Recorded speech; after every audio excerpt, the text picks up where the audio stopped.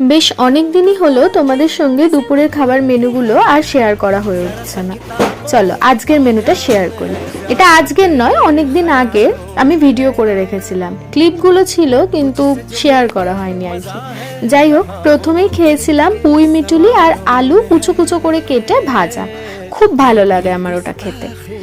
এরপরে যেটা খেয়েছি সেটা হচ্ছে বিট ভাজা।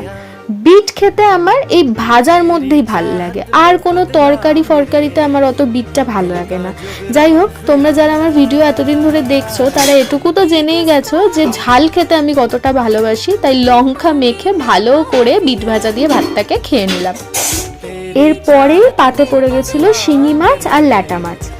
এই মাছগুলো না ভীষণ ভালো ছিল খেতে। মানে শিঙি মাছ তো এমনিই টেস্টি হয়, সেটা জানা কথা, কিন্তু যদি সেটা হয় একেবারে টাটকা।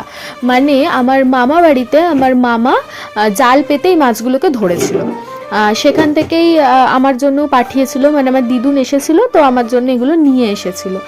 এত ভালো লাগছিল খেতে টাটকা মাছগুলো, কি বলবো।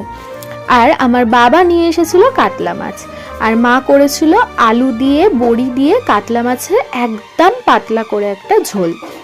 আর মাছের এরকম পাতলা ঝোল খেতে আমি যে কি ভীষণ ভালোবাসি, কি আর বলি। যাই হোক, বড়িটা তো ছিল আমার দিদুনের হাতের দেওয়া আর মায়ের হাতের রান্না, সব মিলেমিশে একেবারে যেন একটা অনবদ্য যুগলবন্দি সৃষ্টি হয়েছিল। আমি, দিদুন, মা আর বাবা সবাই একসাথে খেতে বসে নানান ধরনের গল্প করতে করতে কখন যে দুপুরের খাবারটা শেষ হয়ে গেল বুঝতেই পারিনি। তো সেদিনের লাঞ্চটা তো এভাবেই শেষ করেছিলাম। দেখা হচ্ছে অন্য কোনো ভিডিওতে। টাটা।